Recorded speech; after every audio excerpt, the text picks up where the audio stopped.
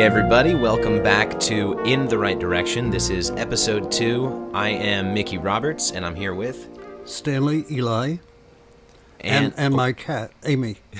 She's keeping us company. She smelled today. salmon. That's right. So now she's hanging around in here. I am delighted to get into episode 2. That means we're on board, I think. I love working with Mickey. He seems happy enough. We tested our first go-round with 2 or 3 people. Admittedly, they're partial because they're people we know, but they liked very much what we did. So at least they didn't knock it off the table. So we go on here. Last time we talked, if anything. If we picked one single topic, mostly, it was to do with words.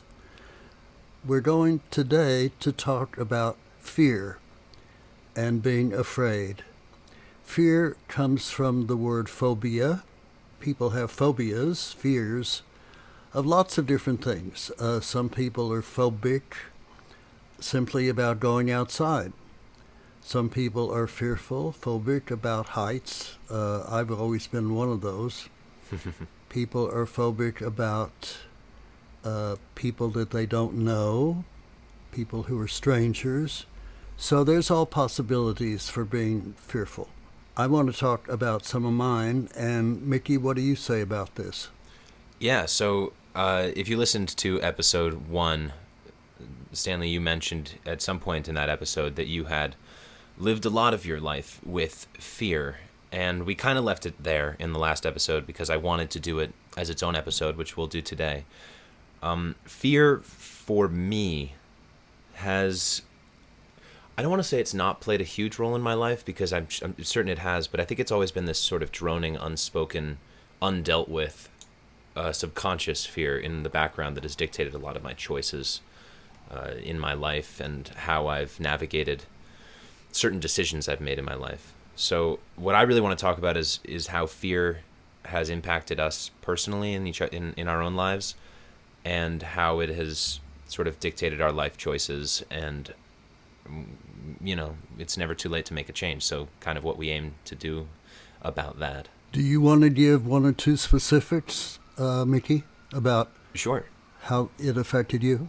Yeah, I would say that I have always been very fearful of making decisions in my life. I mean, my mom has told me this 1,000 times. When I was a kid, she would take me to the deli or to the grocery store or something and tell me I can pick out a piece of candy. And I would stand in front of the candy section looking at all of the options, paralyzed with indecision, because my mind always goes, as opposed to thinking about what I might enjoy about the thing that I am going to choose, it always immediately goes to what I'm going to miss out on by not choosing the other thing. That's interesting, yeah. Yeah. Hard thing to be held up by. Candy choices. Yeah, well, or anything of that sort, yeah. Yeah, well, I mean, if you sort of take that and then apply it to the larger decisions I've made in my life, I'm certain that it's affected a lot of the things I've ended up doing.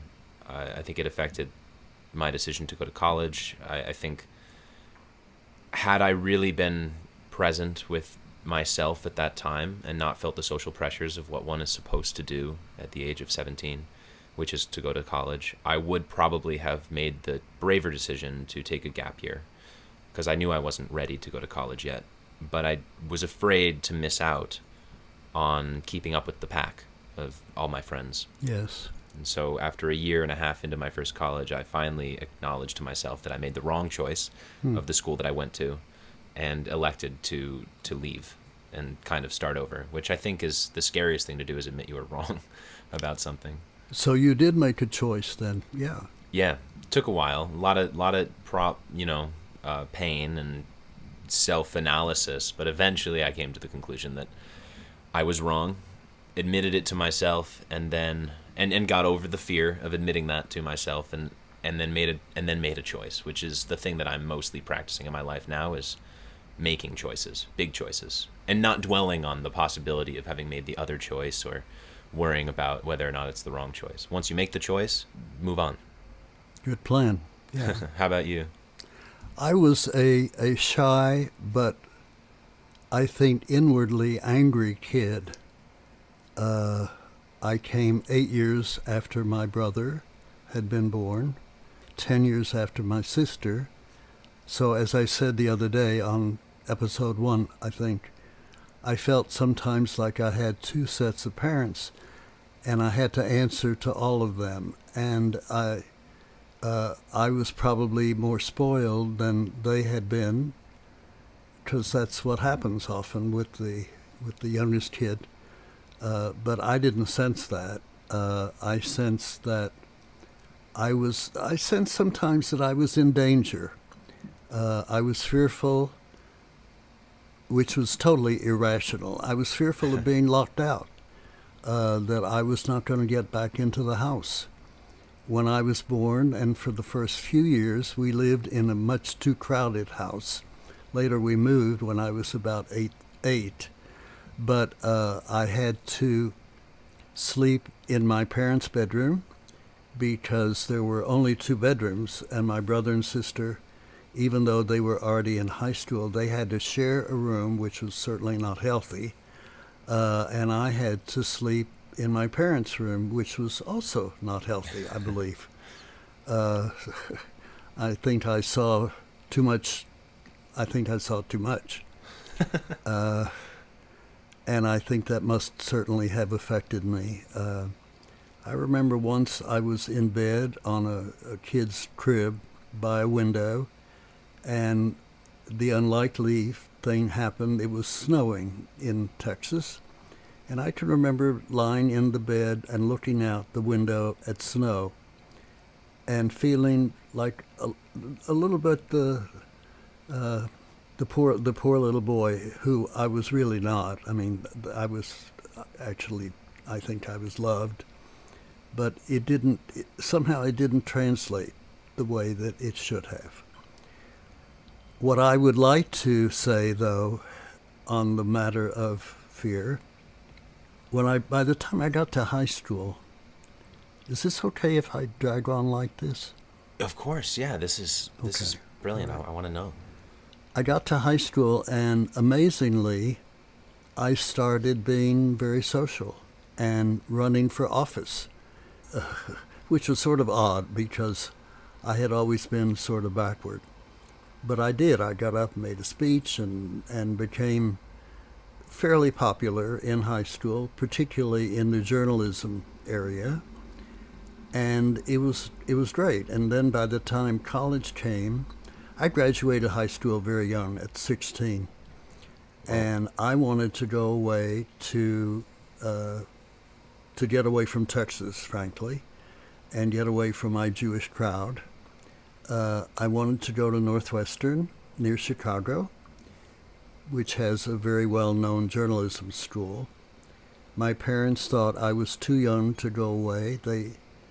We made a compromise that I would stay at Southern Methodist in Dallas for 1 year, and then I could go away, and that's what happened. I did go away.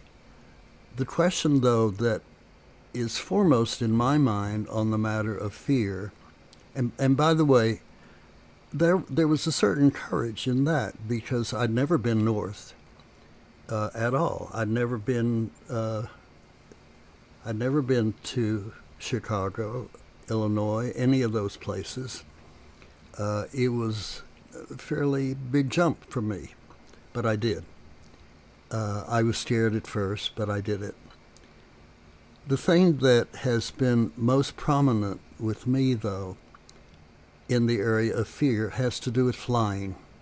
Let me turn over for a moment at least to my pal here.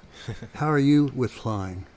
I think this is where our age difference is going to come into play because my experience with flying is probably very different from yours. I mean, the technology has changed a lot since when did you first fly? The 50s or? Yeah. Yeah, so the technology certainly changed. I would say for flying, I've been flying since I was little because my mom's family all lives in Ohio. My dad's family predominantly lives in Canada.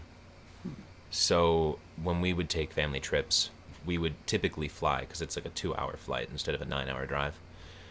And before I could even really understand what we were doing, being 10,000 feet or 30,000 feet in the air, yeah, so flying for me was really natural. I never really got scared. I loved the airport. It was so much fun. It's like basically going to the mall, but then you get to go in this giant machine that goes in the sky and they give you free peanuts, and I just loved it. So I've never really been scared of flying. I don't even know if I'm scared of it now. I think that I've come to the acceptance that if the plane were to go down, there's nothing I can do about it. So I don't know. That's very sensible. Yeah, I think, but I'm sure that if it actually happened as it's crashing, I'd be terrified. Who knows? Who knows? Yeah. How about Fortunately, we haven't had to experience that. Well, anyway, I'll try and briefly tell you my little tale. Yeah. I got into, ironically, the idea of going into international work. I went to a foreign trade institute. This was after the Army. I got drafted in the Army when I graduated from college. Right. That was 1953. There was a draft then, and I was qualified, and I got drafted. And I went to Korea. The fighting by then had stopped, but we'll talk about that sometime maybe. And then I went to a foreign trade institute in Phoenix, outside Phoenix, because I had majored in Spanish, and I thought maybe a career in the international business world would be good. And that's what I did. I moved to New York. I went to work as a trainee in a big ad agency, Young and Rubicam, in the international division. And before long, I had to fly to clients. That went okay, but not great. And somehow, as time went on, the phobia began to really loom. And it was brought to a head when, or just after, my brother took ill. This was in 1962. He was diagnosed with lung cancer in Connecticut. I was already living in New York. I was part of his illness, which lasted for about 9 months. He died the following February. And during that time, I simply stopped flying and didn't want to fly. And in fact, became rather terrorized at the idea of flying. And then, I'm almost embarrassed to admit this, for over a decade, I did not fly at all. If I went to see my family in Texas, either I took the train or I drove. There were times when I drove all the way out to the West Coast. Took the train, Trans-Canadian train, all the way back from Vancouver to Montreal. I did not fly. I refused to fly. That came to a head toward the end of the 70s when I went through, I know this doesn't sound connected, but in a way it is, I went through a quit smoke program called Smoke Enders. I was an addicted smoker, and it worked. It was all based on behavior modification. Nobody cared about why you smoked or how it started. It was a lot of silliness of switching from one hand to the other with cigarettes, waiting 20 minutes after a meal, not having a cigarette with drinks, all that stuff. And it worked. On the day that we were scheduled to actually stop, I did. And I never went back. That led a few months later into a program called Fearful Flyers, which was sponsored by Pan Am, that was then a very prominent airline. And I signed up. It happens I did it with a friend. We went through very much the same kind of thing, behavior modification. Didn't care why you were frightened, how long, whatever your background was. It didn't matter. There was a lot of deep breathing, a lot of imaging, a lot of closing the eyes, even a lot of crying. And at the end of the Fearful Flyers program, which was a few weeks, we had a graduation flight. Everybody in the group went to Kennedy, and we got on a plane, and we did a round-trip flight to Hartford. And I was with the friend that had been along on the same program the whole time. We held hands. A lot of tears, because it was the first time I had been off the ground in, well, a decade and a half. I mean, that's a long time. Yeah. But it worked. Wow. So since then, just to end the story quickly, I have flown a good number of times, including a good number of flights to Europe and even further on. To Russia. I have never been the best flyer, but I've done it. I've never not done it since then. So I am very grateful to that. And I tell this story in the hope that whoever may listen to this podcast will get the idea that phobias are not necessarily permanent. There are ways around them. Deep breathing, silly as it may sound, is not silly at all. It puts you in a relaxed state when you are receptive to other thoughts. So that's my sermon. So what about your brother's illness and eventual passing do you think led to your fear of flying? Do you think it was a fear of death specifically, or just a fear of being away from him while he was ill? The fear of flying had started before that, but somehow it intensified. I can't tell you why, but it did. It was a terrible time for my family, and I think that may be a topic for another day. Yeah, all right. But I can't always tell you the relationship between the one and the other, but it was certainly there. And now I don't have to fly. The family that would bring me to flying are largely gone. They're all gone, really. The trips to Europe have pretty much ended. Well, all travel for me is largely over now because I'm old and I don't get around so easily. But I must tell you that when the last flight that I took, and that was for the funeral of my uncle in Dallas about 10 years ago, and I was the executor of his will. When I was there for his funeral, and I stayed for a week to try and begin to settle his estate, and all the time of that week, I thought, this is good. I won't have to fly anymore, and I haven't. And there's a certain feeling of relief there for me. Yeah. Would you say, away from flying for a second, but in general, would you say right now that you're afraid of dying? Or do you think that at 90 now you've kind of accepted that's just part of life? I think the fear is there, and I think it will be there until the day that this happens. I suspect it's there in greater or lesser proportion for all of us. Maybe not, I don't know.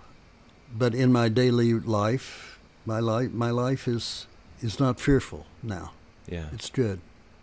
When do you think that started to change? I would say in the last 5 or 6 years. Really? Yeah. I've recent. been more at home. I've had help. I've met terrific people like you and others, and I'm very comfortable here. I don't have to worry about stuff that I used to have to worry about because I'm basically at home. So you said to me, I think we weren't recording, but it was the last time I was here. You mentioned that you are an avid worrier, which I think follows naturally into the subject of this episode being fear. What is it that you typically worry about or did worry about? What were the things that you were most fearful of on a general day-to-day basis? Well, flying was certainly at the top of the list. I never flew in the later years really without some anxiety that preceded the flight. Although most of the flights were really basically fine. I don't know. I think I was brought up to be good, to be obedient, and it naturally fell to me to be that anyway. It was not forced on me. Were you a kid that would climb trees and try skateboarding? And No. No. Did you play sports? My best friend was the one who he got a motorbike when we were both around age 14, and would go out, and I would go out with him, and we had an accident one night, and the bike fell on the side, and I got hurt, not terribly, but I did. And he lived right down the block from me, same block, and we started to walk back home, and I was messed up from the fall a little bit.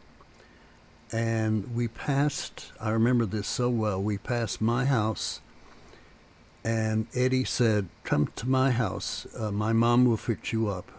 And I did. I was fearful of going home and showing what I had done, because I had been a bad boy. My mother, and I did go to his house, and his mother did fix me up, and then said, "Now you have to go home, Stanley." And I did, of course, and my mother was angry that I had not come home first. But she wasn't angry that you had fallen on the bike. No, I don't think so. I think she was relieved that I was okay. Yeah. But it irritated her that I had not come home first, and she was right, of course. Yeah. What is the scariest thing that you have ever done? Sitting here with you. No, I'm kidding. I'm a terrifying guy. I don't know. Well, being drafted in the Army, that was scary. I had no idea how it would roll out. And there are stories there that we can talk about sometime. Yeah, I'd love to. How about if I throw the question to you? Yeah. What's the scariest? The scariest thing I've ever done? I don't know if it's scary, really, but I think that deciding to outwardly say to the world that like I am an artist, like professionally, was a scary thing for me, because it's such a silly career to choose, and to say something outward to everybody and then fail is obviously a big fear. I think for most people, fear of failure. But last year I finally was like, I'm just gonna do it, and I decided to start saying that I'm a painter, and I congratulate you for that. Oh, thank you. Because then you made a choice. Success, but yeah, made a choice. I think that the scariest thing about it is really realizing how silly you were for being scared of it after. Because when you're in your head, you think everyone's going to judge you. You think everyone's going to think that you're silly or doing something that's a waste of time or something insignificant. But you realize really quickly once you say it that nobody cares at all. That's so true. It's funny. It's funny how your brain thinks that you're more important to other people than you really are. And we become very self-conscious. My mother used to say to me, "Don't worry so much about what people think. They don't know. They don't care." Yeah. Well, they think about it for 1 second when it happens, and then they don't think about it anymore. Sure. And you'll reel around in your bed for 3 nights thinking about what you've done. Can I ask you? Because I haven't done anything terribly scary in my life. I mean, maybe some silly stunts, but like nothing life-changingly scary. But I want to know, was coming out scary for you? And I don't know if that's another episode or something you don't want I to talk think about. that's something we should talk about another day. Okay. Yeah. Yeah. That's maybe an episode to its own. Yeah, yeah. How are you feeling, Mickey? How am I feeling today? Yeah. I'm feeling good. I'm feeling excited, grateful to be doing this again. You know, it's hard talking about fear. I think for me is it's very conceptual. I don't feel it in my body a whole lot, very often. So the idea of fear is really in my head. I think you're very lucky if that's so. Yeah, I think that when someone is a worrier, they're obviously taking anything that hasn't happened yet and breaking down all of the possibilities of how something might go, and then determining how they're going to respond to each of those possibilities, and it turns into basically preparation, like a catastrophe prep. But 90% of the things you're preparing for don't end up happening. So it's a lot of attention put on something that's not real or present. Yes. I don't worry a lot about things in the future, so when bad things happen, I'm not often scared. I just kind of respond to the bad thing. You know, I think I sit here looking at you, and you who are young enough to be my grandchild, and so healthy and handsome, and I think how lucky you are to have grown up unafraid. I think if I were ever to be a father, which I guess I won't be, I think the main gift that I could give to a child is to be without fear. Yeah, I think that's true. I don't know what it feels like to be paralyzed by fear. I've been fortunate in my life to be surrounded by people who are very good in high stress situations and very responsive to pressure. Well, if I can be forgiven for repeating myself a little bit, Yeah. I think that relaxing and deep breathing can work against phobias very, very well. I have two examples of that in my life. One was quitting smoking, which I really thought I never would be able to. I imagined the day would come when, like with my brother, they would find something on a chest x-ray and it would be too late to stop smoking. I was very lucky in that. When did you stop? How old? Oh, I was, I don't know, in my 40s. But I'd smoked a lot. And the other was the flying thing, you know. Those phobias were broken down through very simple breathing techniques. That's all it was. That's just really all it was. Yeah. And letting go of a lot of pent-up tears and feelings. Yeah. I think that everything that's scary is way scarier in your head than it is in real life, you know? But yeah, I mean, if there was anything that I would recommend one does when they're feeling scared, especially scared to the point of being paralyzed in that fear, it's, like Stanley said, breathe through it, but it's also just move. Just the only thing that's going to stop you from facing a fear is stagnancy. And as long as you move, it doesn't really matter what direction you move in. Just move. Do anything to get your mind off of it, because you can't control what's going to happen. You can only control how you respond to it. All right. Guys, I think that this is the end of episode 2 of In the Right Direction on fear.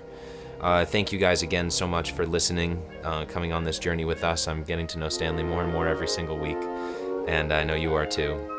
And it's been a real gift for me so far to be able to do this with you, Stanley, and I hope it's the same. But I'm looking forward to the following week. I don't know what topic do you think you might want to do next week? Let me think about that. All right, we'll get back to you about it. We promise something good. Yeah, something good. All right, guys, thank you so much, and I will see you next week.